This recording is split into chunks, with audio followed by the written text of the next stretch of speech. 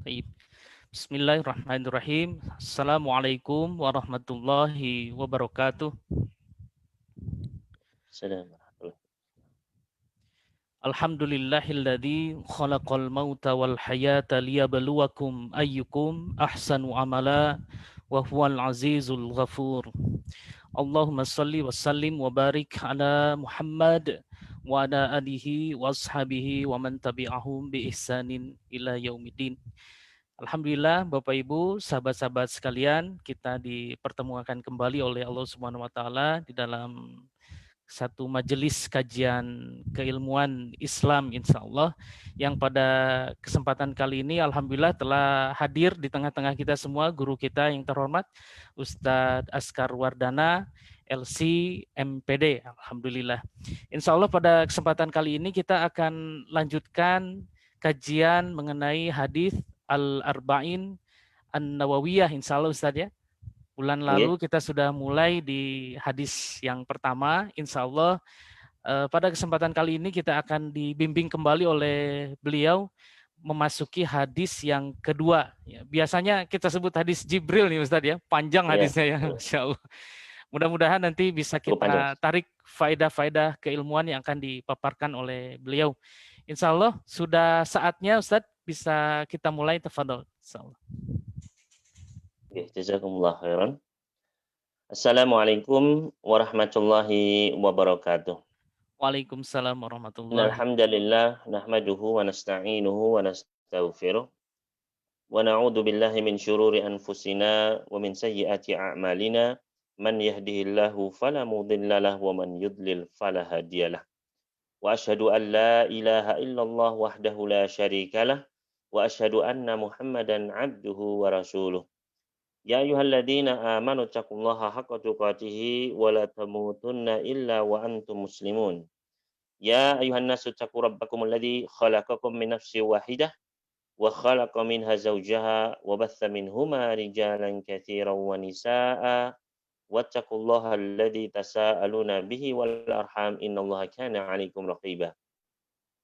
Ya ayyuhalladzina amanu taqullaha wa qulu qawlan sadida yuslih lakum a'malakum wa yaghfir lakum dzunubakum wa may yuti'illaha wa rasulahu faqad faza fawzan 'azima. Amma ba'd fa inna asdaqal hadithi kitabullah wa khairal hadyi hadyi Muhammadin sallallahu alaihi wasallam wa syarral umuri muhdatsatuha wa kullu muhdatsatin bid'ah wa kullu bid'atin dhalalah wa kullu dhalalatin finnar. Bapak Ibu sekalian, ikhwani wa akhwatiddin, rahimani wa rahimakumullah. Alhamdulillah, marilah senantiasa kita tiada lupa untuk terus memanjatkan puji syukur kita kepada Rabb kita Allah Subhanahu wa taala yang masih menganugerahkan kepada kita semua nikmat-nikmat yang tidak terhingga banyaknya. Di antaranya nikmat yang paling besar adalah nikmat iman, nikmat Islam yang mudah-mudahan Allah mengistiqomahkan kita hingga bisa hidup dan meninggal di atas keduanya. Allahumma amin.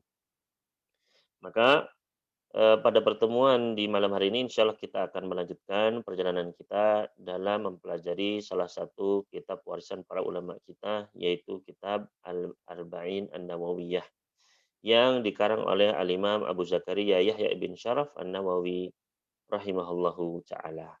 Di mana kita sudah masuk pada pembahasan hadis ya yang kedua. Di mana hadis ini memang ya cukup panjang. Dan faedahnya pun kalau benar-benar mau kita perinci, maka faedahnya itu luar biasa sangat banyak. Mungkin ya bisa mencapai ratusan faedah. Namun ya malah yudraku kulluhu la yudraku julluh. Sesuatu yang nggak mungkin diambil semuanya, kita pun tidak meninggalkan secara keseluruhan. Maka kita berusaha untuk mengambil faedah-faedah yang terpenting. Ya mudah-mudahan menjadi bekal dan manfaat bagi kita sekalian dalam kehidupan baik di dunia kita maupun di akhirat kelak. Maka di sini hadis yang kedua kita akan membaca terlebih dahulu hadisnya ya cukup panjang ya harap bersabar bagi para Bapak Ibu sekalian ya mudah-mudahan kita bisa mengambil keberkahannya dengan menyimak kata demi kata yang disabdakan oleh Rasul kita yang mulia Nabi Muhammad sallallahu alaihi wasallam. Maka kita baca saja hadis yang kedua. Kita baca teks Arabnya terlebih dahulu, kemudian nanti kita akan membaca terjemahannya. Ya, mohon bersabar untuk menyimak. Mudah-mudahan Allah memberikan pahala kepada kita sekalian.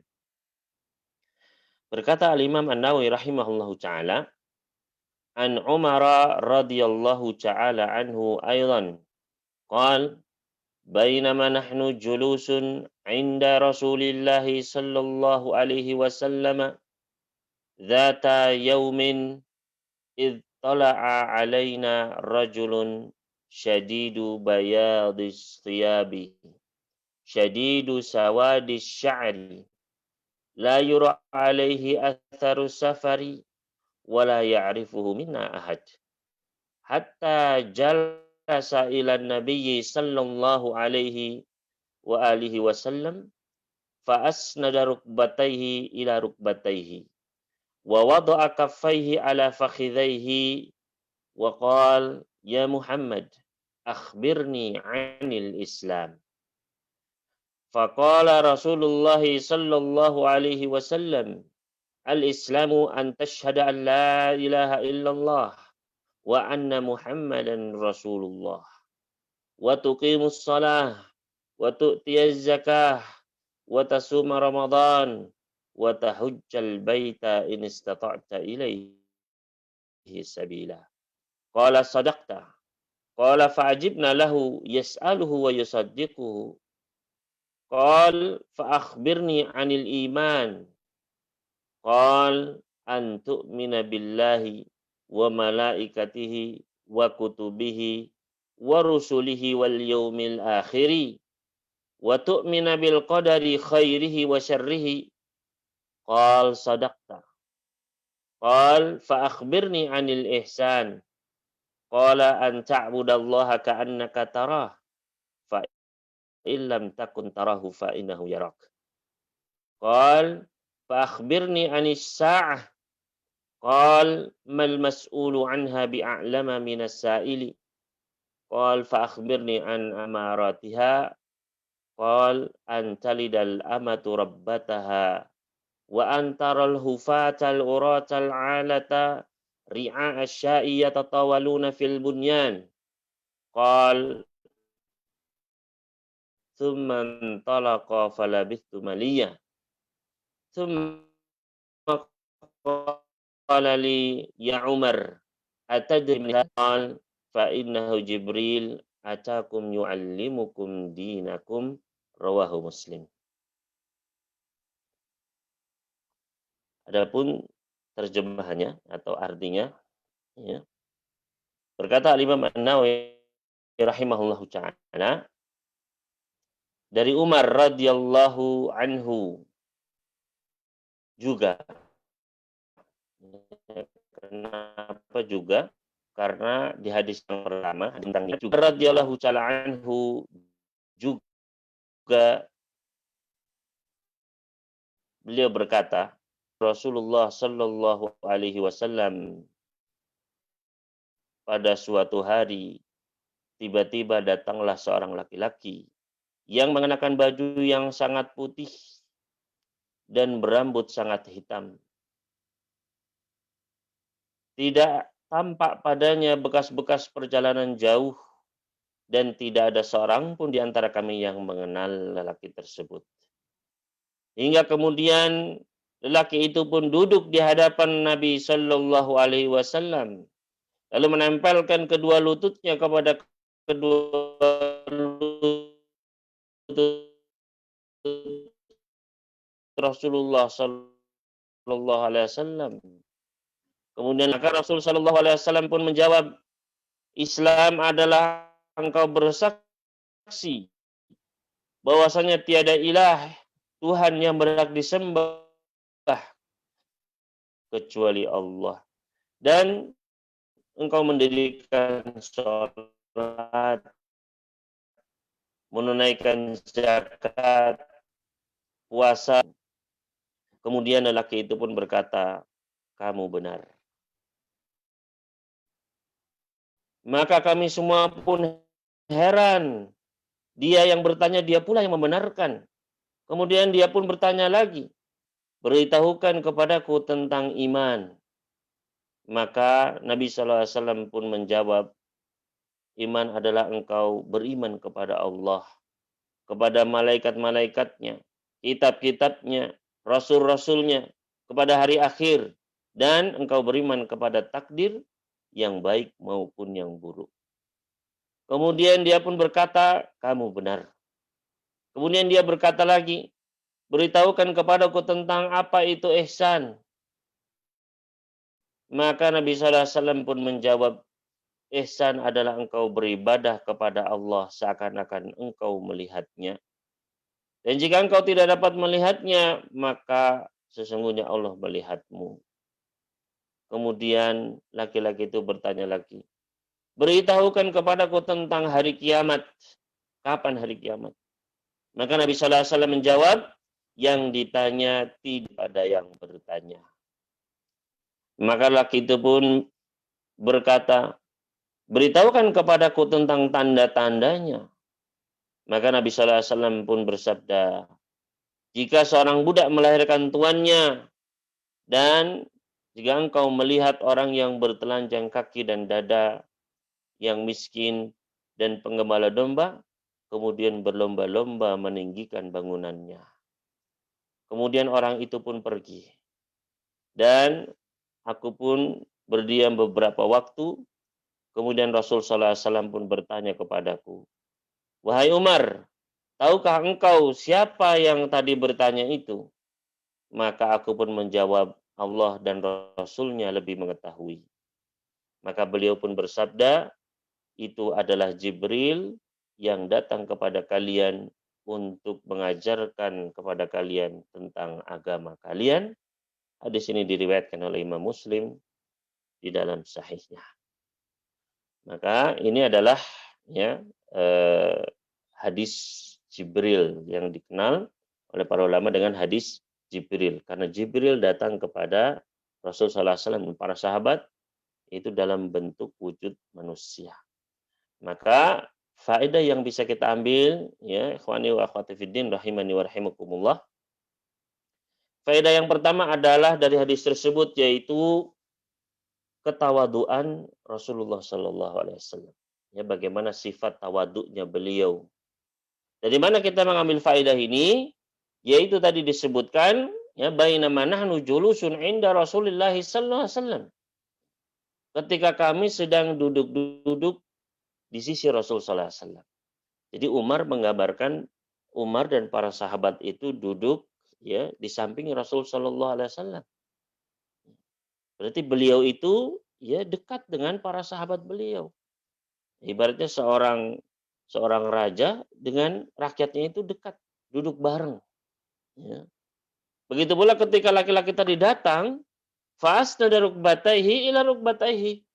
Ya, lelaki itu pun datang langsung menempelkan lututnya kepada lutut Rasul alaihi salatu wassalam. Itu menunjukkan kedekatan, tidak ada jarak. Menunjukkan bagaimana tawaduknya Nabi alaihi salatu wassalam. Ya. Dan beliau memang adalah orang yang paling tawaduk. Apa itu tawaduk? Tawaduk adalah merendahkan diri kita karena Allah Subhanahu wa taala.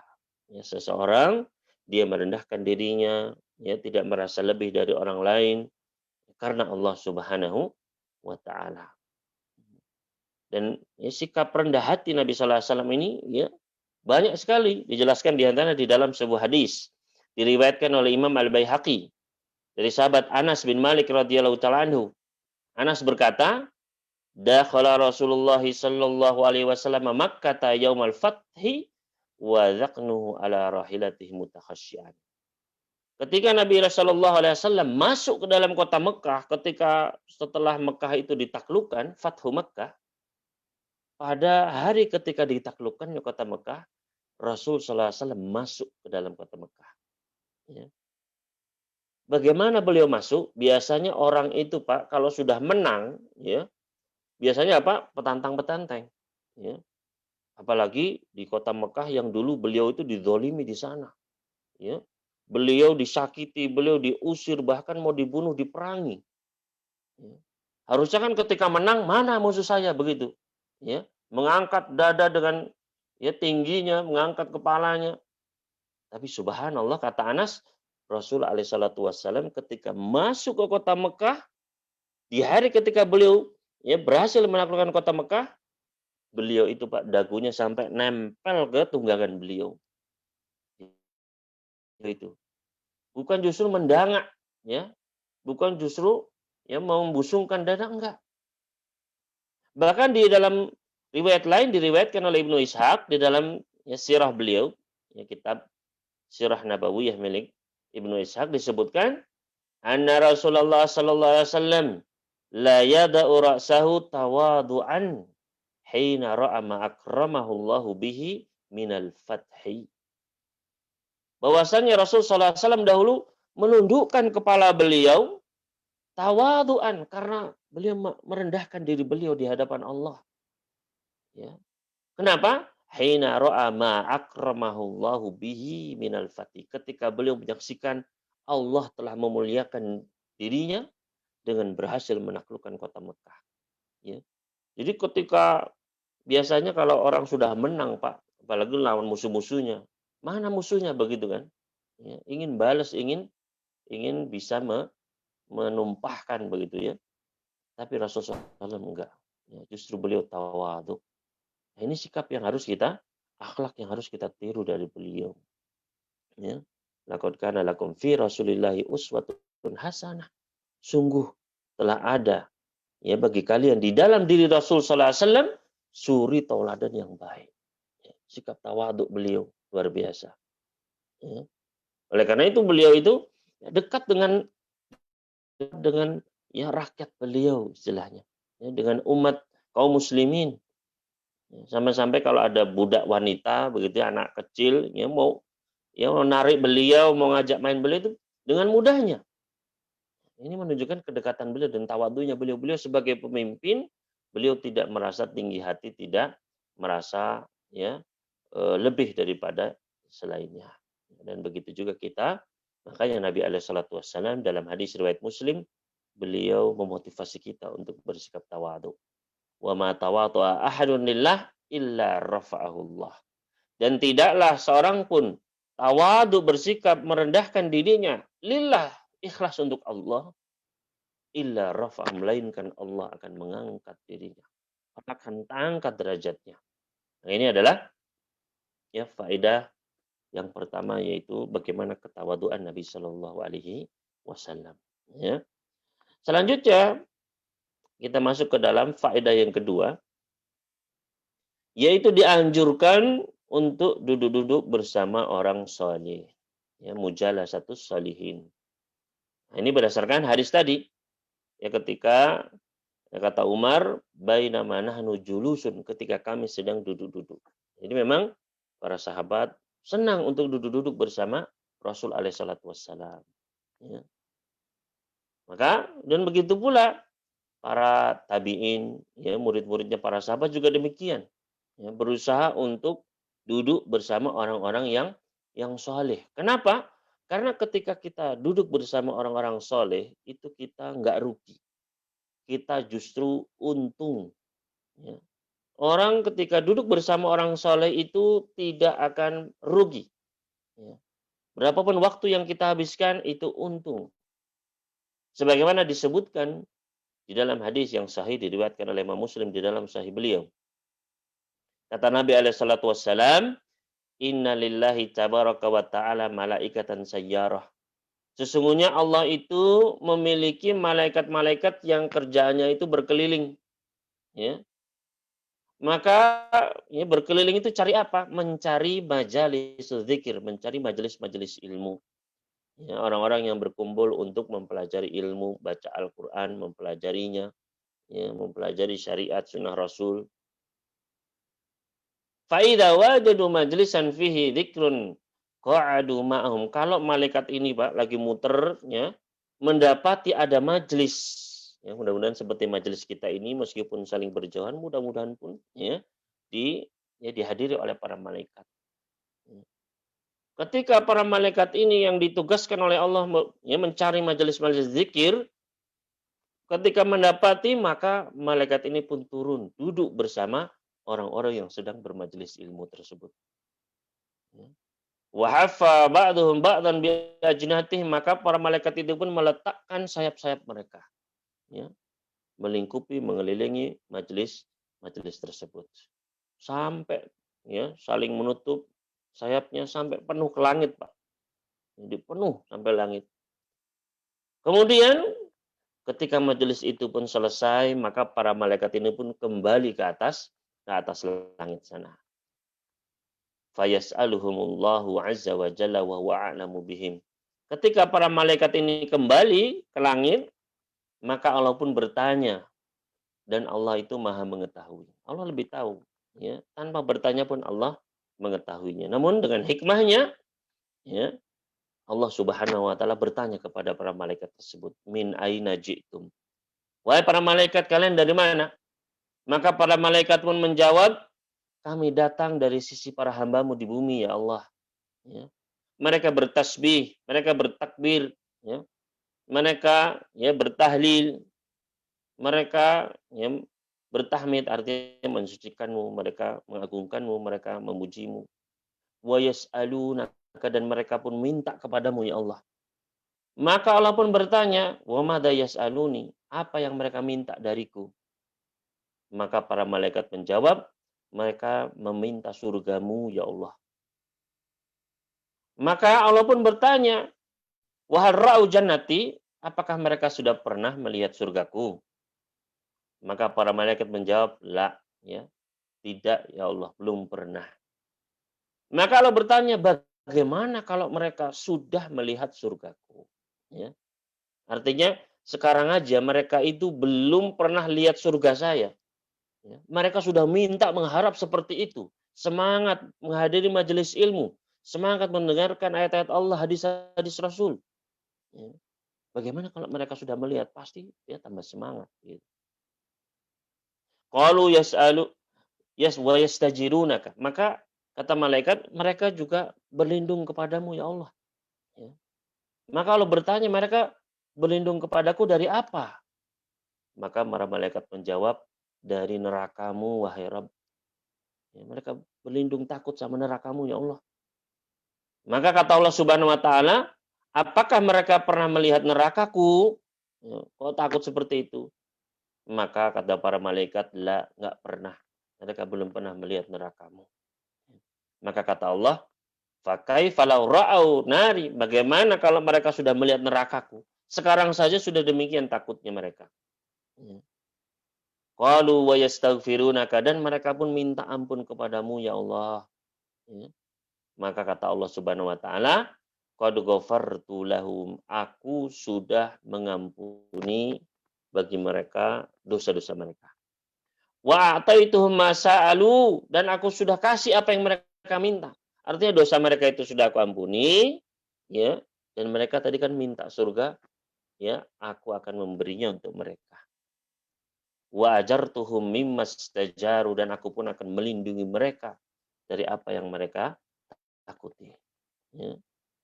Maka para malaikat pun mengatakan, Rabbi fihim fulanun abdul hatta. Tapi ya Allah, ya, kok semuanya diampuni?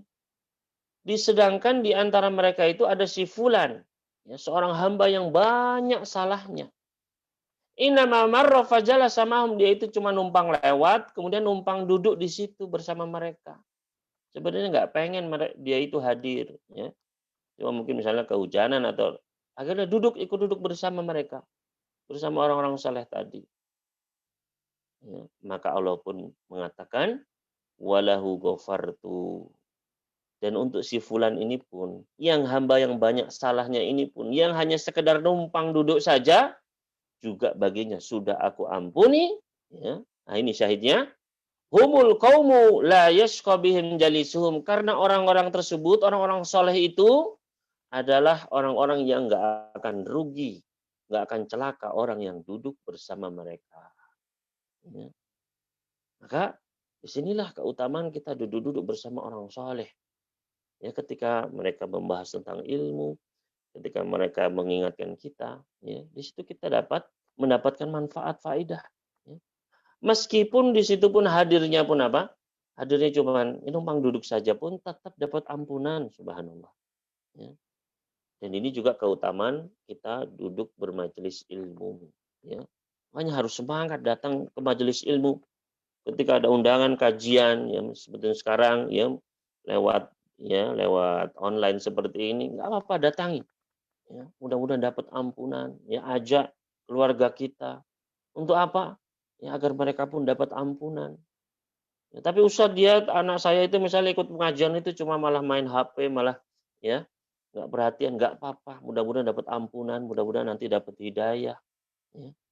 Maka disinilah ya motivasi bagi kita sekalian agar ya duduk-duduk bersama orang yang soleh. Sekali lagi nggak rugi kita duduk bersama orang soleh itu. Ya. Jadi tadi ya bainama nahnu julusun inda Rasulillah kata Umar ketika kami sedang duduk-duduk bersama Rasulullah SAW. Ya, duduk bersama orang yang soleh. Ini yang patut kita tiru juga. Ya. Maka di sini ya para sahabat semangat. Ya, begitu pula orang-orang setelah mereka para tabiin muridnya para sahabat. Ya. Di dalam banyak hadis disebutkan diantaranya dari seorang tabiin yang bernama Huraith bin Qabisah. Ada seorang tabiin itu artinya muridnya sahabat. Ya, yang bernama Huraith bin Qabisah rahimahullahu ta'ala. Beliau mengatakan ya, di dalam hadis riwayat Tirmizi, Qadimtul Madinah, saya datang ke kota Madinah. Ya. Fakultu, kemudian Huraith ini pun berdoa, Allahumma yassir li jalisan salihan. Ya Allah, ya, ketika masuk ke kota Madinah nih, ya Allah, dia berdoa, ya Allah, mudahkanlah untukku bertemu ya teman duduk yang soleh. Jadi minta kepada Allah Subhanahu wa taala. Maka akhirnya Quraisy bin Qabisah ini pun ya fajalastu ila Abi Hurairah, aku pun duduk ya ternyata ketemu dengan sahabat Abu Hurairah. Ketemu dengan sahabat Nabi orang soleh. Ya. Kemudian aku pun mengatakan kepada Abu Hurairah, wahai Abu Hurairah, sesungguhnya tadi saya itu minta kepada Allah, saya berdoa kepada Allah minta ketemu orang soleh. Ternyata Allah pun ya memberikan rizki engkau ya di hadapanku. Akhirnya apa yang terjadi? Akhirnya oleh sahabat Abu Hurairah diberikan hadis ya, Nabi Shallallahu Alaihi Wasallam. Jadi luar biasa. Jadi dalam hadis yang lain diriwayatkan Imam Ahmad dari tabiin yang lain bernama Alqamah. Ya, Alqamah ini salah satu muridnya Ibnu Umar radhiyallahu ta'ala anhu. Alqamah rahimahullahu taala beliau mengatakan ataitu Syam fadakhaltul masjidah. Saya datang ke negeri Syam. Ya, negeri Syam itu di antaranya negeri Damaskus. Di Syam sana di Palestina, Yordania itu adalah negeri Syam. Ya. Saya datang ke negeri Syam, kemudian saya memasuki salah satu masjidnya. Fasallaitu raka'ataini, saya pun sholat 2 rakaat. Ya, sholat tahiyatul masjid. Ketika sholat, beliau pun berdoa. Allahumma yassirli jalisan salihan. Ya Allah mudahkan untukku bertemu dengan teman duduk yang soleh. Sama dengan doanya yang tadi. Ya, Allahumma yassirli jalisan salihan. Ya. Maka kemudian beliau pun bertemu dengan sahabat Abu Darda. Ya. Tamu luar biasa. Ya.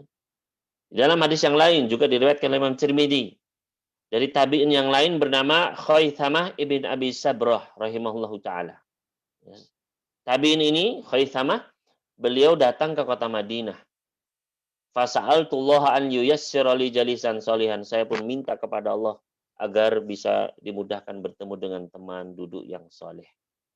Fayassara li Abu Hurairah, maka ternyata Allah mudahkan aku duduk bersama sahabat Abu Hurairah. Ya. Maka lihatlah bagaimana untuk cari teman duduk saja sampai berdoa. Luar biasa. Ya. Kalau kita kan datang ke kota mana ya sudah langsung duduk, masjid ya langsung begitu ya. Dahulu orang-orang soleh sebelum kita, mereka sampai minta. Ya. Karena kadang kita masuk masjid itu kan ketemunya macam-macam. Ada yang orang soleh, ada yang mau nipu, ada yang ya macam-macam. Ya. Maka disinilah pentingnya kita selalu ya diantaranya berdoa, minta ketemu dengan orang soleh. Jadi ini faedah yang kedua, dianjurkan kepada kita sekalian untuk duduk bersama orang-orang yang soleh. Ya. Dan sekali lagi, ketika kita duduk bersama orang soleh, dia tidak akan rugi. Justru kita akan dapat ilmu, dapat nasihat, dapat ampunan, dan lain sebagainya. Jadi ini faidah yang kedua. Kemudian faidah yang ketiga. Di antara adab menuntut ilmu, di antaranya adalah menjaga kebersihan dan kerapihan diri. Di antara adab penuntut ilmu adalah menjaga kebersihan dan kerapihan diri kita. Ini adalah kita ambil ya faedahnya dari hadis tadi, yaitu ittala'a alaina rajulun syadidu bayadi thiyabi syadidu sawadi sya'ari. Itu kata Umar tadi ketika para sahabat sedang duduk bersama Rasulullah SAW, tiba-tiba muncullah seorang laki-laki yang pakaiannya itu putih bersih. Ya. Kemudian rambutnya itu hitam, sangat hitam. Ya. Nah ini menunjukkan apa? Menunjukkan keadaan yang baik, ya kan? Bajunya bersih, rapi, begitu. Rambutnya pun hitam, bersih, begitu. Ya. Dan ini Jibril ini datang untuk apa? Mengajarkan kepada kita. Jadi salah satu yang diajarkan kata para ulama adalah adab ketika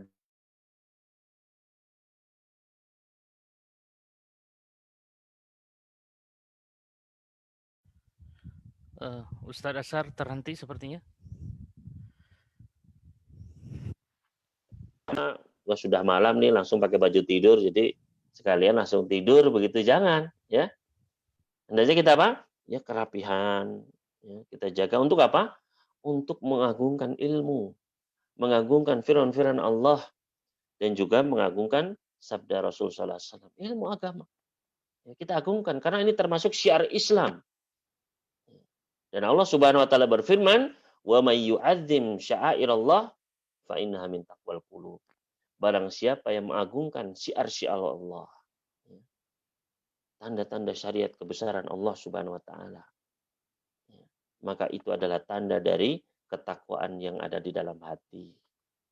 Jadi ketika kita mengagungkan ya agama Islam, syariat-syariat Islam, mengagungkan ilmu, mengagungkan apa-apa yang terkait dengan syariat Allah, ini adalah apa? Tanda ketakwaan. Ya. Ketika kita mengagungkan sunnah Rasul, mengagungkan adab-adab, maka ini adalah tanda berarti ya, ketakwaannya semakin baik. Begitu. Ya. Jadi sejauh mana pengagungan kita terhadap syiar-syiar Allah, maka itu adalah barometer tingkat ketakwaan kita. Maka jangan diremehkan. Ya. Di antaranya ini adalah adab ketika ya datang ke majelis ilmu, maka memakai pakaian yang bersih, rapi. Ya.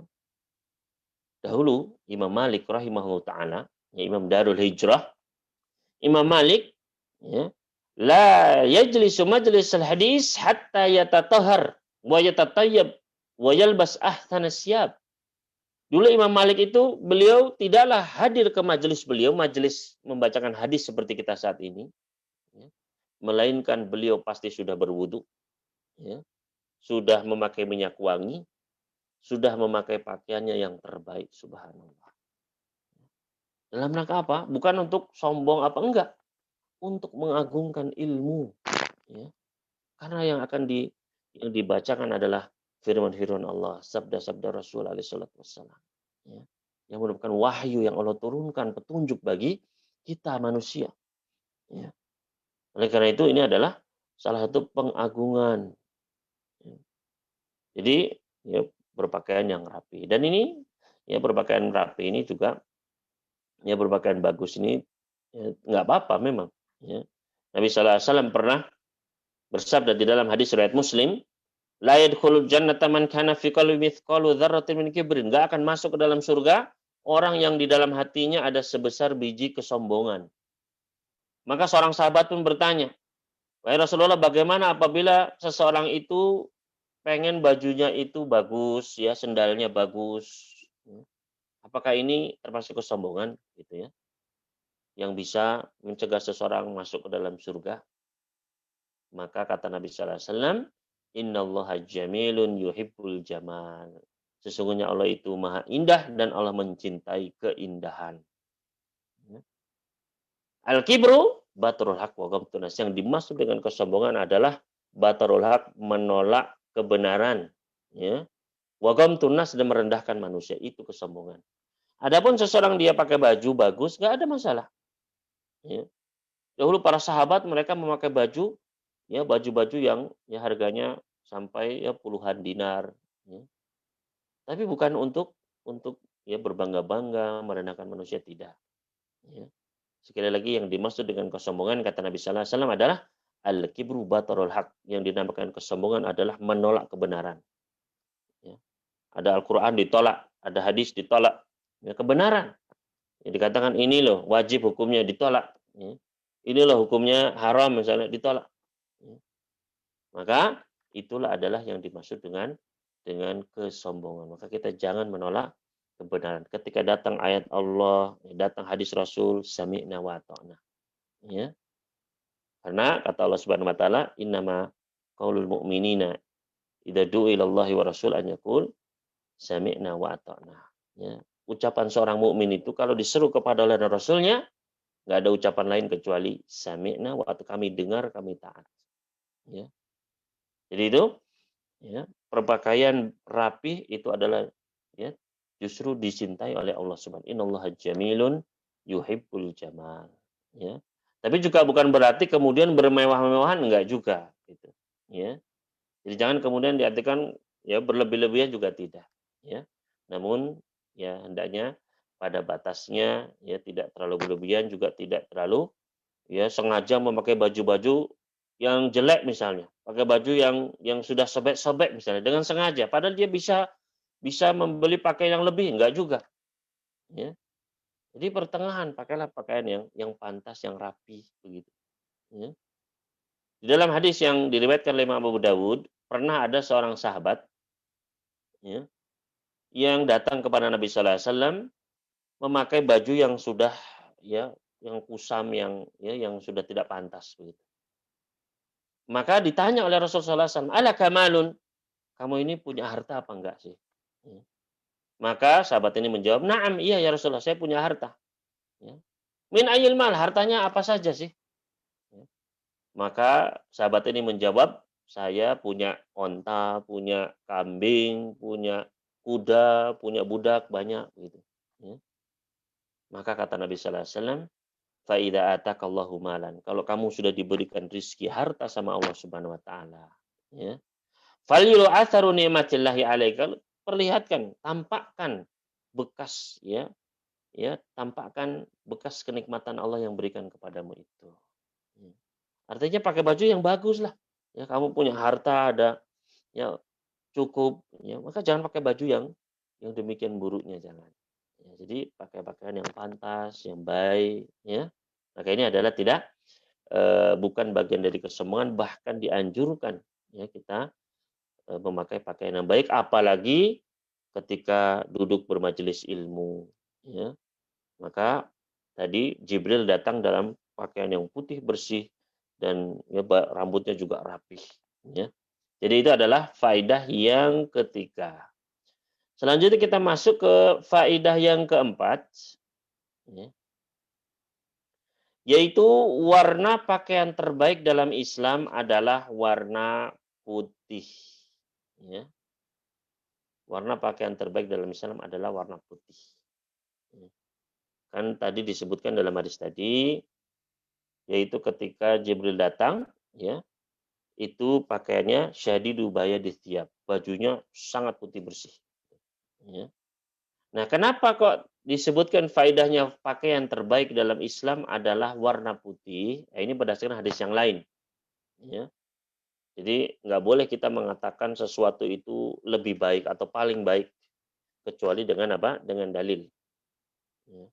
Jadi dalam Islam, dalam agama, ketika kita mau mengatakan A ini lebih baik dari B, ya itu harus dengan dalil, bukan dengan logika kita.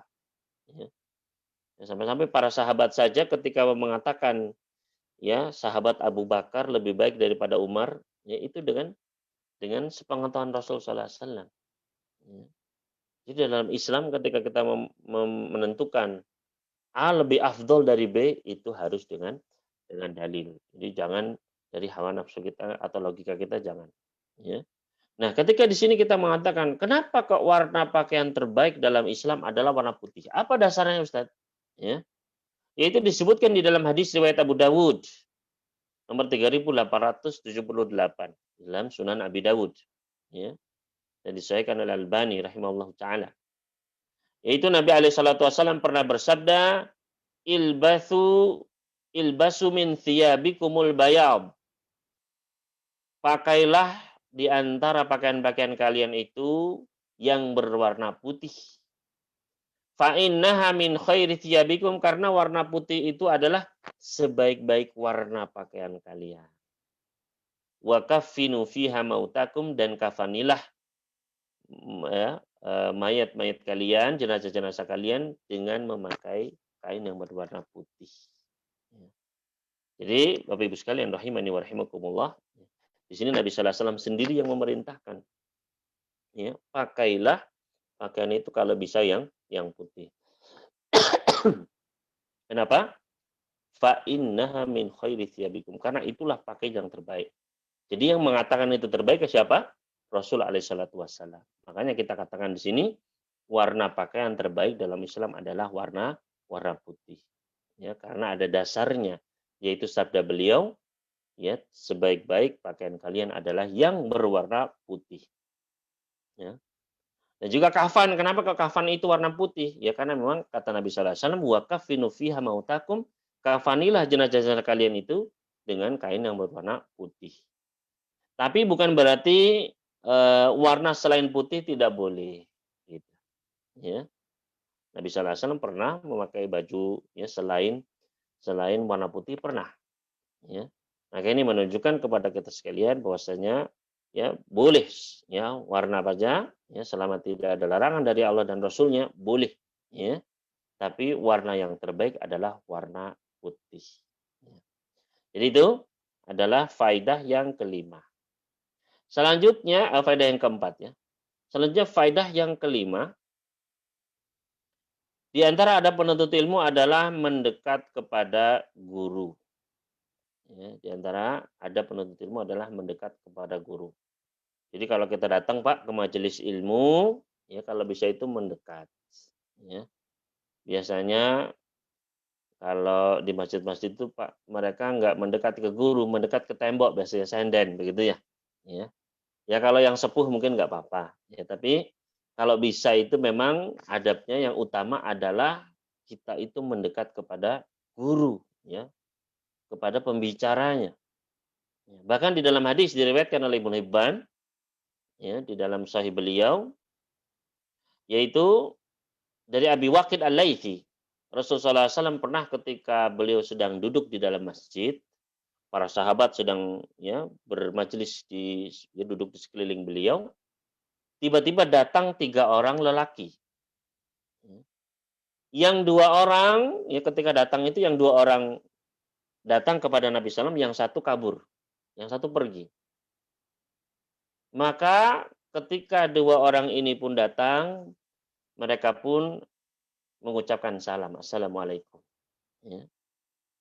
Kemudian adapun yang 2 tadi, ya, ketika satu orang dia melihat ada celah, dia pun duduk di celah tersebut. Ya. Adapun yang orang yang satu lagi, dia milih duduk di belakang. Ya. Adapun yang ketiga tadi kabur dia. Maka ketika Rasul sallallahu alaihi wasallam pun melihat hal tersebut, ya beliau pun bersabda, "Ala ukhbirukum 'anin nafaris salasa." Mau enggak kalian kuberitahukan tentang 3 orang tadi? Ya. Amma ahaduhum fa'awa ilallah fa'awahullah. Adapun orang yang satu tadi, dia datang kepada Allah, ya maka Allah pun menyambutnya. Itu orang yang tadi lihat ada celah di depan, dia masuk. Ya. Wa amal akharu fastahyallahu minhu. Adapun orang yang kedua tadi, dia merasa malu, maka Allah pun malu kepada dirinya. Ya, artinya masihlah dapat kebaikan. Ya. Wa amal akhar, adapun orang yang ketiga, fa'arada, dia berpaling, fa'aradallahu anhu, maka Allah pun berpaling darinya. Ya. Maka di sini Ya, dari 3 orang tadi ternyata yang paling baik adalah yang ketika melihat celah dia masuk itu celah ya, ke depan mendekat kepada Rasulullah SAW. Ya, dari hadis ini ya kita mengetahui bahwa di antara adab penuntut ilmu adalah mendekat kepada guru. Ya. Di dalam hadis Jibril tadi, ya Jibril datang, apa yang beliau lakukan? Ya, fa'asnada rukbatayhi ila rukbatayhi. Ya, Jibril datang kepada Nabi sallallahu alaihi wasallam sampai menempelkan lutut ke lutut. Ya, artinya mendekat. Ya, kalau memang bisa mendekat ya ya kita mendekat gitu. Ya. Jadi ini adalah adab yang kelima. Selanjutnya faedah yang kelima, jadi mendekat kepada guru. Selanjutnya yang keenam, di antara adab penuntut ilmu adalah menjaga sikap dan memperhatikan guru dengan penuh perhatian. Ya. Ini adalah diambil dari hadis Jibril tadi, bagaimana Jibril itu duduk ya dan meletakkan fawadu'a kafaihi ala fakhidaihi. Jibril datang duduk di hadapan Nabi menampakkan lututnya, kemudian meletakkan kedua tangannya di atas pahanya. Ya. Berarti kan ini benar-benar perhatian gitu. Ya. Makanya kata para ulama ketika kita bermajelis benar-benar perhatikan. Ya, jangan bermain dengan sibuk dengan yang lain. Para salaf dahulu, ya, para ulama kita dahulu, ketika ada muridnya yang apa namanya, yang tidak perhatian, ya, misalnya ada yang kalau dulu disebutkan menyerut, ya, jadi pensilnya diserut begitu, begitu kedengaran serat serat serat langsung gurunya nutup kitab langsung pulang sudah. Ya. Pokoknya kalau ada yang ya yang tidak perhatian ya langsung tutup majelis pulang. Ini bukannya apa namanya terlalu kasar atau enggak ya, karena memang benar-benar mengagungkan ilmu. Ya. Kalau memang sudah apa namanya tidak perhatian ya untuk apa gitu. Makanya dari Al Hasan Al Basri rahimahullah taala beliau mengatakan hadithun nasa ma'akbalu alaikum biwujuhim. Ya, berbicaralah kepada manusia selama mereka masih menghadapkan wajah mereka kepadamu, artinya masih perhatian. Faidal tafatu fa'alamu anna lahum hajat. Kalau mereka sudah berpaling ke kanan ke kiri, ketahuilah mereka itu punya kebutuhan. Artinya sudah nggak konsen. Ya. Dari sini ya hendaknya ketika di antara adab penuntut ilmu adalah menjaga sikap, ya duduk dengan baik, ya memperhatikan guru dengan penuh perhatian, ya mencatat, ya jangan sibuk kalau zaman sekarang ini sibuk dengan HP dan lain sebagainya, ya ganti-ganti status, selfie dan lain sebagainya, maka ini ya bukan adab menuntut ilmu. Ya. Kemudian selanjutnya yang ketujuh, di antara adab penuntut ilmu adalah melakukan perjalanan untuk mendatangi majelis ilmu. Disyariatkan bagi kita sekalian untuk melakukan perjalanan, melakukan ya safar berjalan untuk mendatangi majelis-majelis ilmu. Sebagaimana disebutkan dalam hadis tadi, yaitu Jibril datang. Ya, Jibril datang. Ya. Maka ini menunjukkan memang ya untuk menuntut ilmu itu kita dianjurkan untuk melakukan perjalanan. Sebagaimana dahulu ya para sahabat, para tabi'in, tabi'ut tabi'in, ya, sahabat Jabir bin Abdullah radhiyallahu ta'ala anhuma, beliau itu sampai ya selama sebulan penuh beliau melakukan perjalanan ya, untuk mencari jawaban dari satu masalah. Ya. Para sahabat dahulu, ya, ya mereka ketika berpencar ke negeri-negeri itu dicari. Ya. Imam Bukhari ya, sampai berjalan ribuan kilometer ya, mencari hadis. Ya. Di antara para ulama ada yang cuma mencari satu hadis saja sampai berjalan misalnya dari Surabaya ke Jakarta begitu. Jalan kaki, bayangkan. Dan di tengahnya itu bukan hutan-hutan yang banyak tanamannya, banyak warungnya, enggak. Padang pasir, ya. Cuma untuk mencari satu hadis. Ya. Bertanya tentang satu hadis dari perawinya. Kadang sudah nyampe, perawinya sudah meninggal, bayangkan. Ya.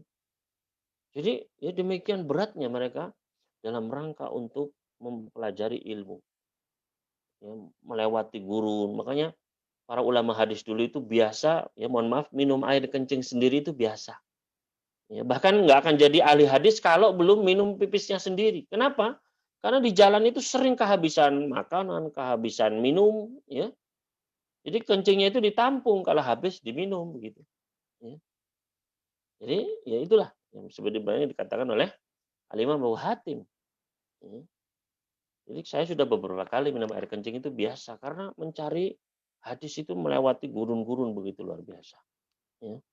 Demikian semangat mereka. Maka kita pun harus ya menghargai ya para ulama itu benar-benar mencari hadis, menghafalkan hadis sampai sampai kepada kita. Maka kita pun harus benar-benar perhatian dengan ya ilmu yang telah mereka sampaikan kepada kita. Jangan hadis kemudian hadis palsu, hadis nggak peduli. Ya. Para ulama itu bersungguh-sungguh dipastikan ini hadis yang sahih, ini hadis yang palsu. Ya. Jangan akhirnya amalan nggak ada hadisnya pun diamalkan. Enggak. Ya. Ini ya, dari Nabi SAW kepada para sahabat, kepada para tabiin, tabiut tabiin. Ya. Sampaikan sampai kepada kita. Maka kita pun berusaha untuk mencari amalan yang ada dasarnya. Ya. Jadi itu di antara adab menuntut ilmu adalah ya, dengan kita melakukan perjalanan dan itulah jalan menuju surga. Kata Nabi sallallahu alaihi wasallam, "Wa man salaka tariqan yaltamisu fihi ilman, sahalallahu lahu bihi tariqan ilal jannah." Barang siapa yang menempuh suatu perjalanan dalam rangka untuk menuntut ilmu agama, maka Allah akan mudahkan dengan perjalanannya tersebut jalannya menuju surga. Ya. Maka ketika ada sekali lagi undangan majelis-majelis ilmu datangi, ya. Jangan kita merasa malas karena justru dengan perjalanan itulah kita niatkan ikhlas karena Allah Subhanahu wa taala, itu jalan kita menuju surga. Ya. Selanjutnya yang kedelapan, ya. Yang kedelapan kunci ilmu adalah dengan bertanya. Jibril di dalam hadis tadi bertanya kepada Nabi sallallahu alaihi wasallam, "Ya Muhammad, akhbirni anil Islam, ya Muhammad akhbirni anil iman. Ya Muhammad akhbirni anil ihsan." Ya, dengan pertanyaan, Muhammad, ya, kabarkan kepada apa itu Islam, apa itu iman, apa itu ihsan, ya. Kapan hari kiamat, apa tanda-tandanya, ya. Maka memang kuncinya ilmu adalah dengan bertanya, ya. Di situ ilmu akan kita dapatkan. Makanya dikatakan kepada Ibnu Abbas. Ibnu Abbas adalah seorang sahabat ya, habrul ummah, ya. Orang yang ya, paling banyak ilmunya dari umat ini, diantaranya adalah Ibnu Abbas. Maka beliau ditanya, "Bima balagtal ilmah?" Dengan cara apa engkau bisa mencapai ilmu yang sebanyak ini, wahai Ibnu Abbas? Maka kata Ibnu Abbas, bilisanin saul wa qalbin aqul. Ya. Dengan lisan yang banyak bertanya dan hati yang banyak memikirkan. Ya. Jadi Ibnu Abbas ini dapat banyak ilmu itu, beliau adalah yang mufassir, ya orang yang paling salah satu sahabat yang paling paham tafsir Al-Qur'an, ya Ibnu Abbas. Dari mana dapat ilmu seperti ini? Ya, dengan bertanya, ya. Tanya kepada Rasulullah SAW, tanya kepada sahabat-sahabat yang senior, ya. Dan juga dengan hati yang selalu berpikir, memikirkan, ya, mempelajari. Jadi bukan dengan duduk-duduk, ngopi begitu jadi pinter begitu, enggak, ya. Dengan belajar, ya, bertanya, ya. Berkata Al-Imam Az-Zuhri, ya, seorang tabi'in, gurunya Imam Malik, ya. Kata Imam Az-Zuhri rahimahullah taala, "Al-ilmu khizanatun miftahuha al-mas'alah." Ilmu itu bagaikan lemari, ya. Kuncinya untuk bisa mengambilnya adalah dengan bertanya, ya. Maka inilah kunci ya untuk mendapatkan ilmu dengan bertanya. Ya. Oleh karena itu ya Nabi Sallallahu Alaihi Wasallam pernah ya dalam kisah sahabat kan ada beberapa sahabat sedang dalam perjalanan, hadis riwayat Abu Dawud. Ketika dalam suatu perjalanan ya sahabat ini tiba-tiba salah seorang sahabat itu kepalanya kena batu bocor. Ya. Kepalanya bocor, kemudian setelah kepalanya bocor itu dia junub. Nah, junub ya bertanya kepada teman-temannya, "Ini saya ada rukhsah nggak? Ini boleh nggak mandi ini? Ya. Apa saya tetap harus mandi?" Maka sahabat-sahabatnya mengatakan, "Tetap kamu harus mandi." Ya. Akhirnya mandi, kepalanya digerocok air, ya meninggal. Ya. Meninggal, kemudian hal ini diceritakan kepada ya Rasul Shallallahu Alaihi Wasallam. Ketika sampai ya berita ini kepada Rasul Shallallahu Alaihi Wasallam, ya beliau pun beliau terlihat marah ya. Qatalahumullah, mereka membunuhnya ya. Alam yakun sifaul ayyi su'al. Bukankah obatnya ya kebodohan, obatnya ketidaktahuan itu adalah dengan bertanya. Kenapa nggak tanya dulu gitu ya. Jadi jangan ya inilah kita harus berhati-hati ya apalagi dalam masalah agama karena bisa bisa fatal akibatnya ya. Karena justru zaman sekarang ini semua orang ya berbicara dalam masalah agama akhirnya justru lebih banyak timbul kerusakannya. Makanya ya kunci ilmu adalah dengan bertanya ya. Selanjutnya faedah yang kesembilan, dianjurkan bertanya dan belajar kepada ahli ilmu. Ya. Ya, di antara di dalam hadis Jibril tadi, ya Jibril datang bertanya kepada Rasul Shallallahu Alaihi Wasallam. Ya. Artinya ketika bertanya pun, ya bertanya pada tempatnya yang benar. Ya. Bertanya kepada ahli ilmu. Sebagaimana yang Allah perintahkan di dalam Al-Quran surat An-Nahl. Ya. Di dalam surat An-Nahl ayat ke-43, surat ke-16 ayat ke-43, Allah Subhanahu wa taala berfirman, "Fas'alu ahla dzikri in kuntum la ta'lamun." Ya, maka bertanyalah kalian kepada ahli zikir, ya. Ahli zikir di sini maksudnya adalah ahli ahli ilmu. In kuntum la ta'lamun, kalau kalian tidak memiliki ilmu, tidak tahu, ya. Jadi, ya diperintahkan sama Allah bertanya kepada ahli ilmu. Karena kalau kita bertanya kepada bukan ahlinya, ya akan sesat dan menyesatkan, ya berbahaya. Sebagaimana diriwayatkan dalam hadis riwayat Bukhari, Nabi SAW pernah bersabda, Innallaha la yaqbidul ilma intiza'an. Allah itu enggak akan mencabut ilmu langsung sekaligus ilmu agama dicabut semuanya, enggak. Ya. Walakin yaqbidul ilma biqabdil ulama, tapi Allah mencabut ilmu dengan mewafatkan para ulama. Ya, setiap satu ulama meninggal, hilang sudah banyak ilmu dari kita. Ya. Hatta idza lam yabqa aliman, sampai ketika sudah tidak tersisa lagi orang alim, ya, ittakhadhan nasu ru'usan juhala, maka manusia pun mengambil ya orang-orang yang bodoh. Ya. Fasu'ilu, maka orang-orang bodoh ini ditanya tentang perkara-perkara agama. Fa'aftau bighairi ilm, maka mereka berfatwa tanpa ilmu, fadallu wa adallu, maka mereka pun sesat dan menyesatkan. Jadi bahaya. Ya. Jadi ini ya hendaknya kita bertanya kepada ahli ilmu tempatnya. Ya. Dan jangan juga sembarangan kita menjawab, jangan, hati-hati. Ya. Tanyakan kepada ahlinya, arahkan kepada ahlinya. Sebagaimana di dalam hadis riwayat Bukhari lainnya, kisah tentang kisah pembunuh 99 nyawa. Ada ya, di antara umat-umat terdahulu seorang laki-laki yang sudah membunuh 99 nyawa, kata Nabi sallallahu alaihi wasallam. Maka orang ini pengen taubat. Dia pun bertanya kepada orang-orang, saya pengen taubat nih. Ya, kepada siapa saya harus bertanya? Maka ditunjukkan kepada abid, seorang ahli ibadah. Bukan ahli ilmu, ahli ibadah. Orangnya kelihatannya suka ibadah apa begitu, tapi ya ilmunya kurang.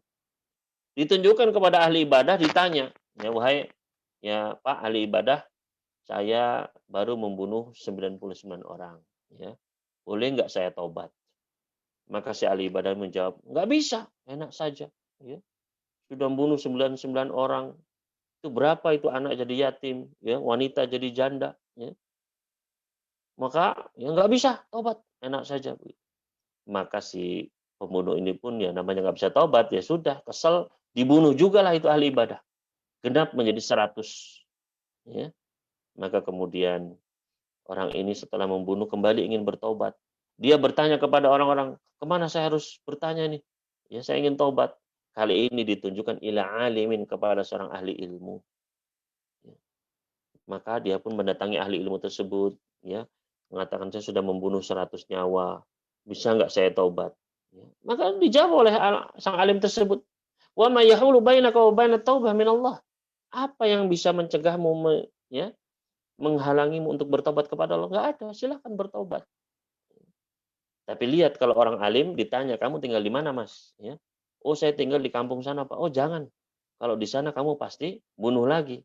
Pindah ya bersama orang-orang soleh di kampung yang sana. Disuruh pindah.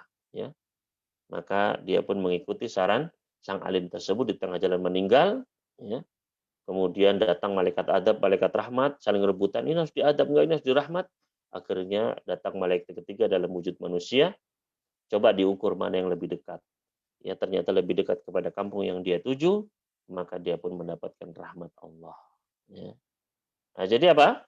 Jadi ini, ketika bertanya itu pastikan bertanya kepada ahli ilmu. Ya. Jangan lihatannya penampilannya, masya Allah pakai, ya, atau sering ibadah, sholatnya, tapi ya perhatikan, ya, hendaknya kita bertanya kepada fas'alu ahlan dzikri, ya, kepada orang yang berilmu agar kita tidak tersesat di jalan. Ya. Selanjutnya, faedah yang ke-10, hendaknya bertanya tentang hal yang bermanfaat. Ya. Jadi ketika kita bertanya, ya, pastikan pertanyaan itu adalah pertanyaan yang bermanfaat, ya, di dunia dan lebih khusus lagi tentang masalah akhirat. Ya. Jadi hendaknya harus tahu lah masalah akhirat. Ya. Karena itulah tempat hakikat yang bernyambung. Kita kan tanya-tanya orang nggak mentingkan. Dia macam yang biar apa sih mana sudah kalian nanti kita menjadi yang berfaedah tentang sahabat. Sini karena Allah mencelak orang tentang mimpi, tentang Rasul dalam Al-Quran surat 30 ayat 7. Sebatakan meminta orang fa ya mazhiran hatinya mereka itu mengerti tentangnya doa dari tentang dunia, tentang teknologi mengatakan tapi mereka tentang mereka kalah partner, ya, hasilnya orang dari, ya, makin tidak. Afwan Ustadz, sepertinya Ustadz, ya. Jadi adalah mungkin kembali suara Ustadz tadi agak terpotong Ustadz. Afwan. Oke, silakan. Ustadz, Afwan. Ustadz. Iya, kan. Silakan. Mohon maaf Ustadz, tadi yang ke-10 sepertinya jaringan di Ustadz ada masalah, jadi tidak terdengar dengan jelas Ustadz. Oh, tidak terdengar tinggi. Nah, ini sudah jelas jadi lagi. Sedikit ya. Tadi yang faedah yang ke-10 sepertinya tidak terdengar jelas, terputus-putus. Oh iya. Afwan, ya, faedah yang ke-10 ya, yang ke-10. hendaknya bertanya tentang hal yang bermanfaat, ya. Jadi khususnya kita tidak terpakai manfaat untuk kita, ya.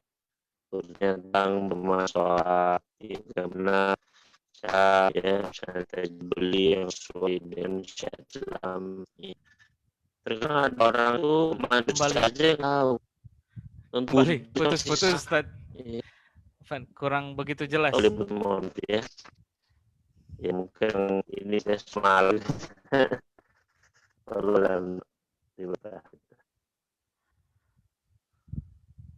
halo. Ya. Masih sebelumnya.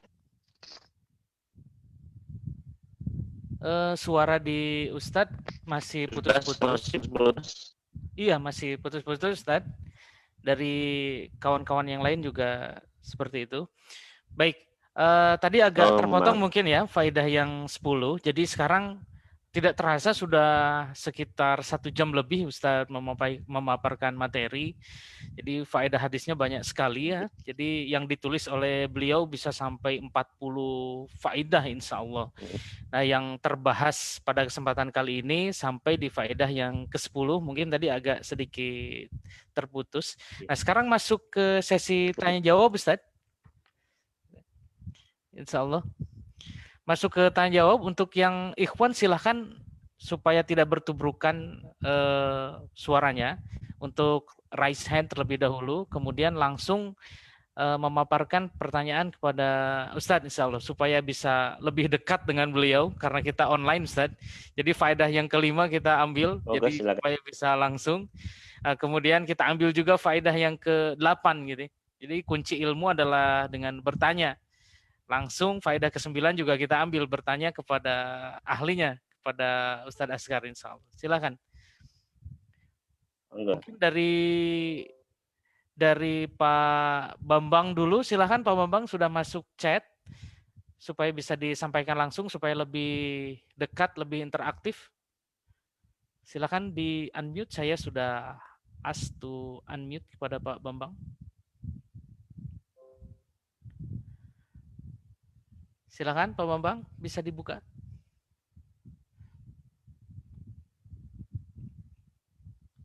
Atau saya bacakan saja ya. Jadi ada Enggak. pertanyaan Ustadz dari Pak Bambang. Ya. Assalamualaikum Ustadz. Bagaimana adab duduk yang baik dalam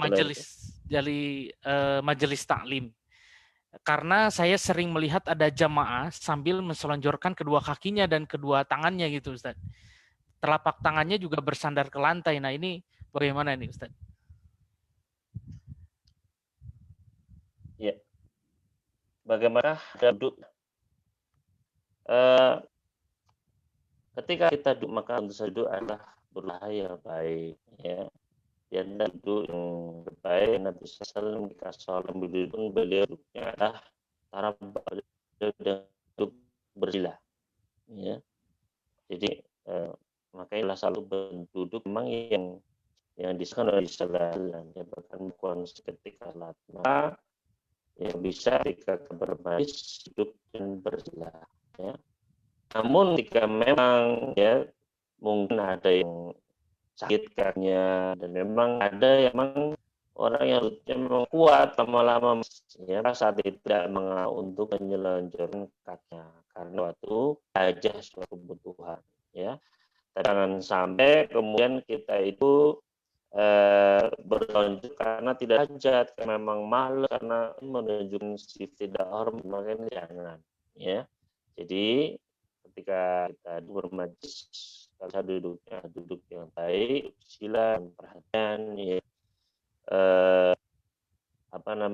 dan kalau memang dibutuhkan, ya naik pegel, semua tidak mau untuk ya melonjor kaki untuk menghilangkan tersebut, Allah Ta'ala. Ya, kembali Ustadz sepertinya jaringannya ada gangguan, jadi suaranya delay, kurang begitu jelas ini, qadarullah.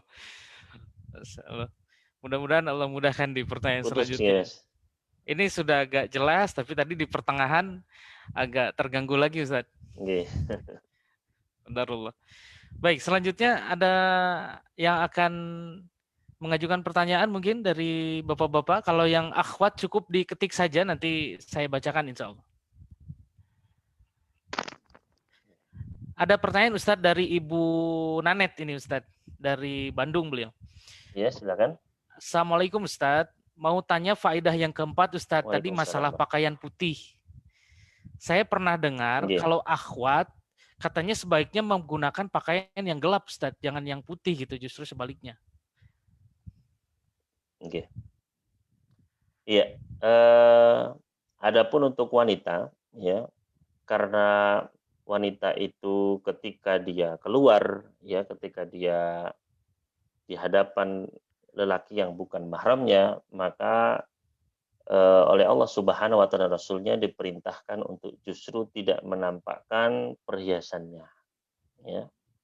Wala yubdina zinatahunna. Jadi diperintahkan memang oleh Allah Subhanahu wa taala tidak menampakkan perhiasannya. Oleh karena itu, ya, bagaimana dengan wanita, ya, maka memang lebih baik adalah dengan pakaian yang tidak tidak menarik atau tidak memfitnah kaum pria, yaitu yang lebih utama, ya. Adapun warnanya sebenarnya tidak ada ya larangan untuk warna ini atau anjuran khusus, tidak, ya. Namun dari beberapa hadis ya seperti misalnya Aisyah radhiyallahu anha ketika memakai pakaian maka memakai pakaian yang gelap memang saat itu, ya. begitu pula para sahabat yang lainnya. Namun sekali lagi sebenarnya bukan berarti kemudian wanita tidak boleh memakai selain pakaian yang gelap-gelap, tidak. Ya, boleh saja. Namun sekali lagi jangan sampai pakaian tersebut kemudian memfitnah kaum pria, ya, membuat tertarik, ya, karena memang ya begitulah tabiat seorang wanita. Kata Nabi Sallallahu Alaihi Wasallam, "Idza kharajatil mar'atu," ketika seorang wanita itu keluar dari rumahnya, istasyrafa syaiton, maka syaiton pun menjadikan ini sebuah kesempatan emas, ya. Jadi dihiasi sehingga bisa memfitnah kaum pria. Oleh karena itu bagi kaum wanita ya justru diperintahkan oleh Allah untuk ya menurunkan jilbabnya, ya, dengan warna pun warna yang tidak mencolok, yang tidak menarik perhatian kaum pria itu. Wallahu taala alam. Alhamdulillah. Semoga bisa menjawab pertanyaan dari Ibu Nanet. Ya. Kemudian ada pertanyaan lagi dari Ibu Zakia. Beliau dari Surabaya, insya Allah. Ustadz, bagaimana agar ilmu yang kita dapat setelah kajian ini tidak cepat meluap gitu, Ustadz? Iya. Terima kasih atas pertanyaannya. Bagaimana agar ilmu itu tidak cepat menguap, ya, masuk kuping kiri keluar kuping kanan begitu ya. Maka caranya kata para ulama, innamal ilmu al-murajaah. Ilmu itu adalah dengan dimurajaah, diulang-ulang. Ya. Jadi itulah memang rahasianya kok para ulama itu ilmunya nempel, ya. Maka adalah dengan dimurajaah, diulang-ulang. Pernah ada seorang ulama, ya, setiap hari di rumahnya itu selalu mengulang-ulang matan-matan ya kitab, ya, dibaca diulang-ulang. Sampai ibunya itu merasa bosan, merasa, "Kamu itu kok tiap hari di rumah baca itu lagi, begitu. Sampai ibu ini hafal loh, begitu. Jadi sampai saking seringnya diulang sampai ibunya itu hafal matan-matan itu. Bener ibu hafal? Coba ibu dites ibunya. Dites, bener ibunya hafal, subhanallah, ya. Maka setelah itu si sang alim ini pun kalau ngafal di luar rumah, ya. Ngafalnya di luar rumah, setelah beberapa waktu begitu balik lagi, "Bu, ya, Ibu masih hafal nggak dulu yang hafal itu yang ya matan-matan itu masih hafal nggak, Bu?" Maka kata sang ibu, "Ya sudah lupa, Nak. Ya sudah lupa, kamu nggak pernah ngafal di rumah lagi," begitu kan. Maka kata sang alim ini, "Lah ini Bu, kenapa kok saya tiap hari mengulang-ulang terus biar tidak lupa," begitu. Ya. Jadi ini adalah ya cara ilmu itu yang pertama adalah dengan dimurajaah. Yang kedua yaitu dengan diamalkan. Ya. Kalau pengen ilmu itu ya merasuk, meresap dan ya tidak lupa ya diamalkan. Ketika dapat satu hadis amalkan, dapat satu apa ya, ilmu tentang misalnya zikir yang dari Nabi Sallallahu Alaihi Wasallam atau ada doa, amalkan. Maka ilmu itu akan menetap ya biidnillahi ta'ala. Jadi itu ya tipsnya wallahu ta'ala alam. Ya, alhamdulillah. Mungkin ada lagi pertanyaan dari Bapak-bapak, dari Ikhwan mungkin, insya Allah. Silakan di unmute saja, langsung dilayangkan pertanyaan kepada Ustadz Askar.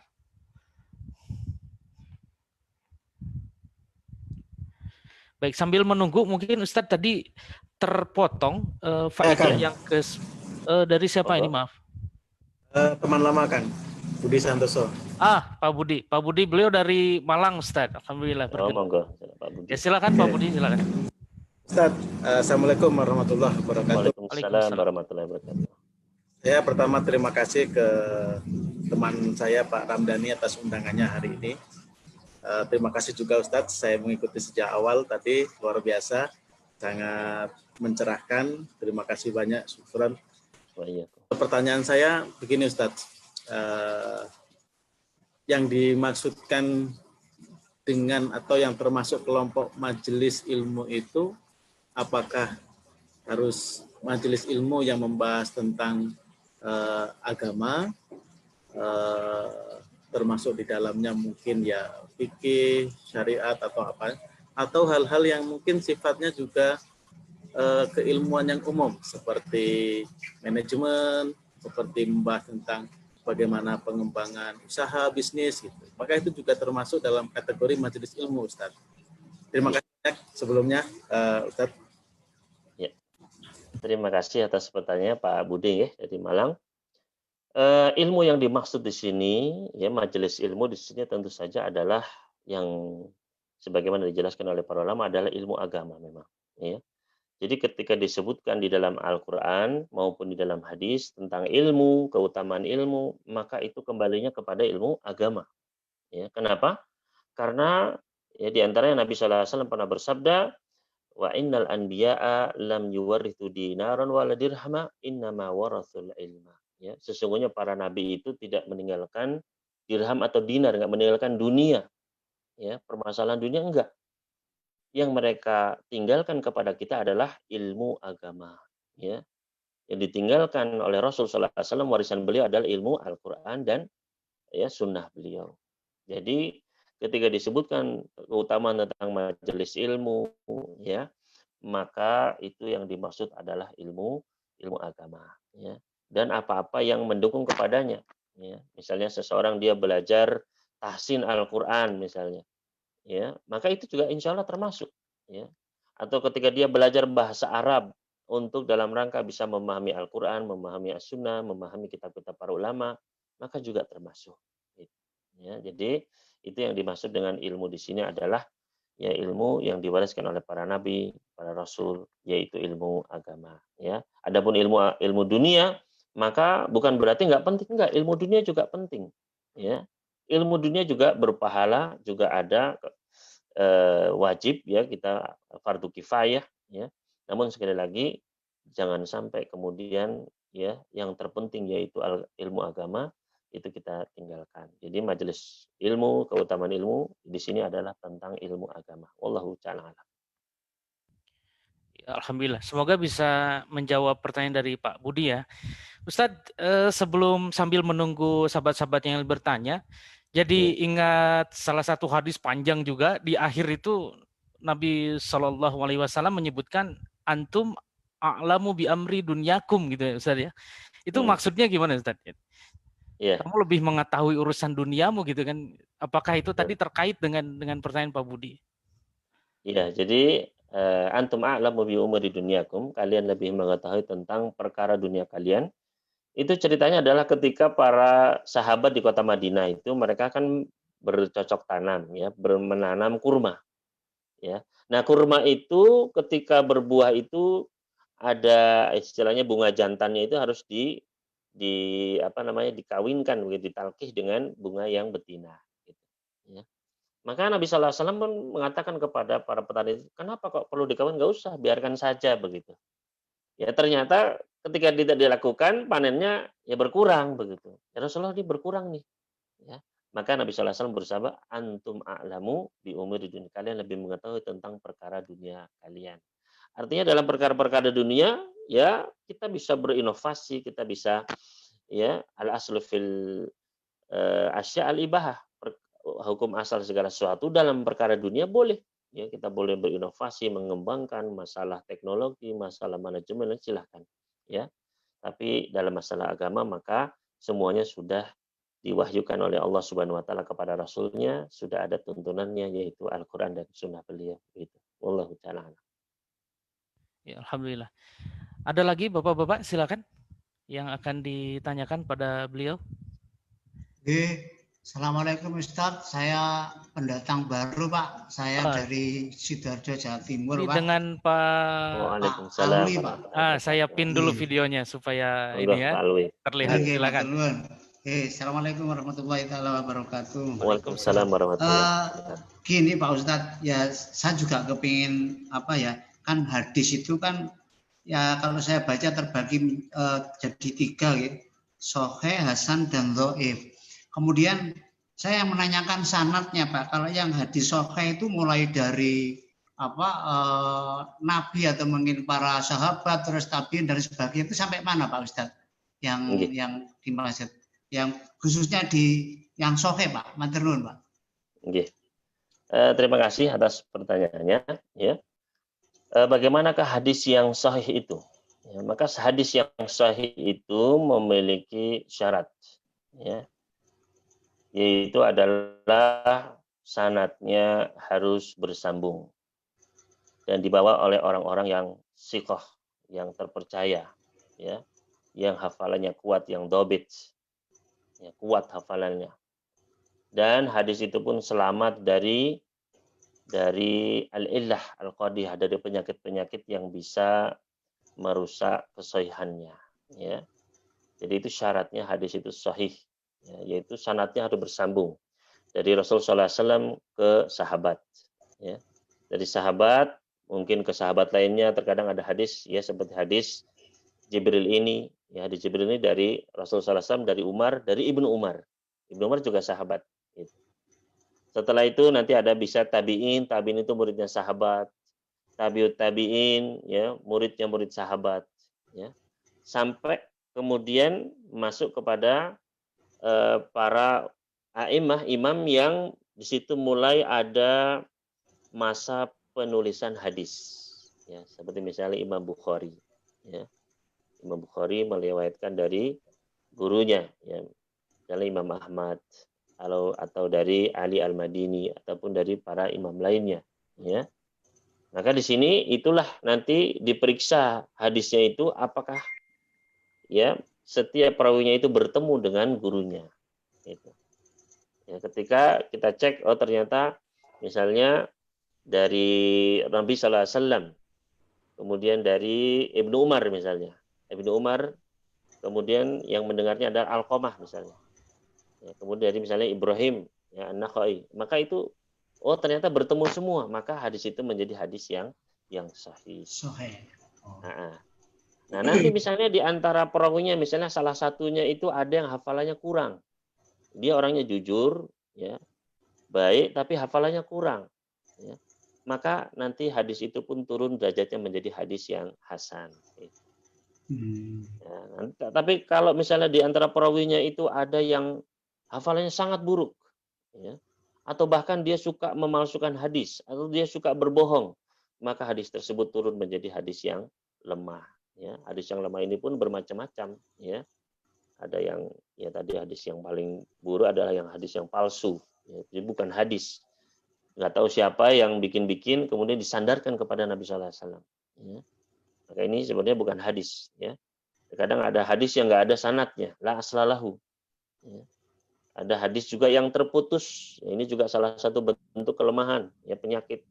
Jadi dari misalnya dari tabi'in langsung loncat, ya, atau dari satu perawi loncat meninggalkan gurunya, nggak disebutkan gurunya siapa. Ya. Maka ini adalah bisa dipelajari, ya, di dalam ilmu mustalahul hadis. Ilmu mustalahul hadis, kemudian nanti kita pelajari selanjutnya tentang jarh wa ta'dil, ya, tentang para perawi. Ya, jadi semuanya sebenarnya bisa kita pelajari, Pak. Ya, jadi sebenarnya kita itu kalau pengen tahu ini hadis ini sahih apa enggak, ya, kita bisa ngecek, ya. Pertama cek di mana nih? Oh, ada di Sahih Bukhari, ya. Kalau Bukhari, Muslim, insya Allah sahih semua. Oleh para ulama sudah diteliti. Hadisnya di dalam Sunan Abi Dawud itu bisa kita cek, Pak.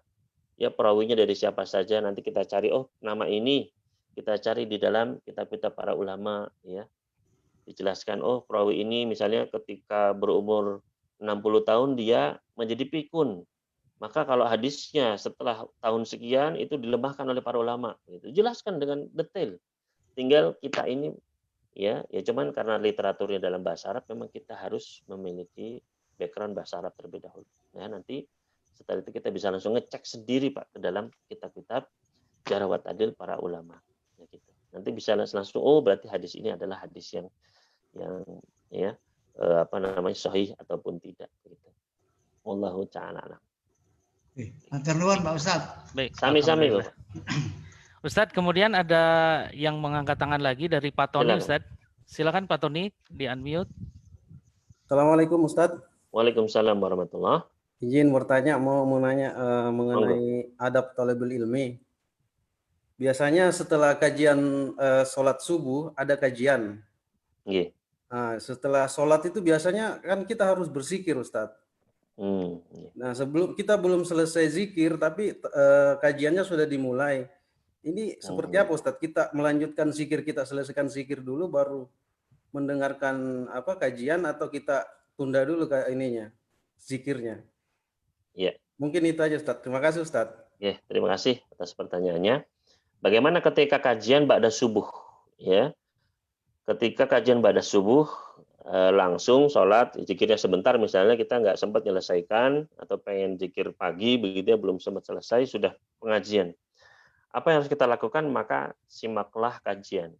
Ya, kita simak kajiannya, dengarkan sampai selesai. Adapun zikir ya, maka itu bisa kita lanjutkan nanti ya setelah selesai kajian atau setelah kita sholat syuruk ya. Boleh dikodok nggak apa-apa, Pak.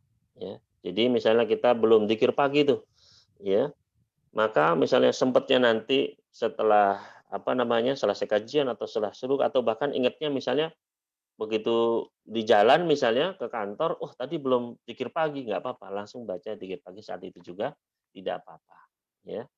Jadi ketika sudah masuk majelis ilmu ya didengarkan saja ya, zikirnya adalah nanti ditunda setelahnya. Wallahu ta'ala a'lam. Jazakallahu khairan, Ustaz. Wa iyyakum. Ya, selanjutnya silakan tafadhol dari Abu Bisma bisa masuk. Ustaz.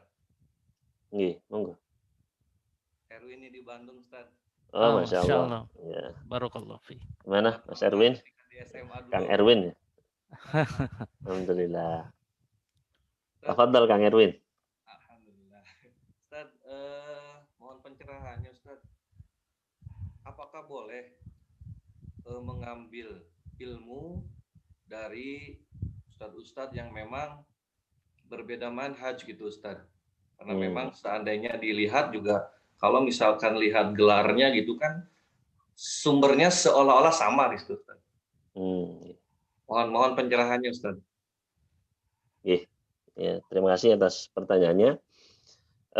Tentang kita mengambil ilmu, maka memang harus benar-benar diperhatikan kepada siapa kita mengambil ilmu. Ya. Jadi kita juga harus memfilter. Ya, tadi disebutkan bahwasanya kita bertanya pun harus kepada ahli ilmu, jangan kepada orang yang memang tidak berilmu. Ya. Kemudian bagaimana ketika terjadi ada misalnya perbedaan dalam masalah akidah dan lain sebagainya, maka memang kita harus benar-benar menyaring, ya, berusaha memfilter dari mana kita memperoleh ilmu tersebut. Sebagaimana disebutkan oleh Al-Imam Ibnu Sirin rahimahullah taala, disebutkan di dalam Muqaddimah Sahih Muslim, ya, Ibnu Sirin mengatakan, inna hadzal ilma dinun fanzuru amman ta'khuduna dinakum. Sesungguhnya ilmu ini adalah agama kalian. Ya, maka perhatikan dari mana kalian mengambilnya. Ya. Artinya para ulama dahulu pun begitu, ketika mereka mau menerima hadis, ya, itu dicek dulu. Ini kamu dari siapa? Gurunya siapa? Ya. Nanti diperiksa dulu ke gurunya, benar nggak hadis ini kamu sampaikan begini? Ya. Jadi benar-benar diperiksa. Ya. Jadi benar-benar kita perlu tabayun dan perlu berhati-hati, ya, pastikan kita mengambil ilmu ini memang dari orang yang patut kita ambil, selamat baik dari akidahnya, ya, begitu pula akhlaknya. Ya. Sampai di majelisnya Imam Ahmad itu yang datang itu 5.000 orang menghadiri majelisnya Imam Ahmad. Ya, kata para ulama, yang muridnya intinya itu yang benar-benar belajar hadis itu cuma 500. Ya. Sisanya itu mereka ingin melihat bagaimana akhlak beliau, ya, adab beliau. Gitu. Ya. Artinya apa? Artinya memang, ya, lihat, ya, agama, akidahnya, begitu pula akhlaknya. Karena murid itu pasti akan terpengaruh dengan gurunya. Ya. Jangankan dari akidahnya, akhlaknya. Ya. Seorang ulama itu bernama Syekh Muhammad bin Shalih Al-Utsaimin, kata beliau, tulisan saya itu dulunya bagus, ya. Tapi karena Syekh saya, Syekh Nasir As-Sa'di, itu tulisannya itu, ya, biasa begitu, akhirnya tulisan saya pun mengikuti beliau begitu. Ya, jadi benar-benar hendaknya kita melihat dari siapa kita mengambil agama kita, ya. Jangan sampai kita keliru karena ditakutkan kita mengambil sesuatu yang, ya, keliru, akhirnya kita pun keliru. Ya, wallahu ta'ala. Baik, alhamdulillah. Mudah-mudahan bisa menjawab. Kemudian insya Allah ada masuk, ini sahabat saya waktu kuliah nih Ustaz, ada Kang Ruli, ini beliau dari Bogor Ustaz. Silakan Kang Ruli. Silakan Kang Ruli. Assalamualaikum Pak Ustadz. Assalamualaikum. Waalaikumsalam warahmatullahi. Jadi izin bertanya Pak Ustadz, Nggih, perihal guru Bu, apakah ada anjuran untuk kita mempunyai satu guru yang tetap gitu Pak Ustadz? Jadi tentunya guru ini ya yang terbaik berdasarkan hasil pencarian, misalkan dari pengajian atau dari bertanya-bertanya gitu. Sehingga guru itu tidak acak gitu Ustadz, ketika kita ada masalah ataupun perlu konsultasi ke guru tetap tersebut.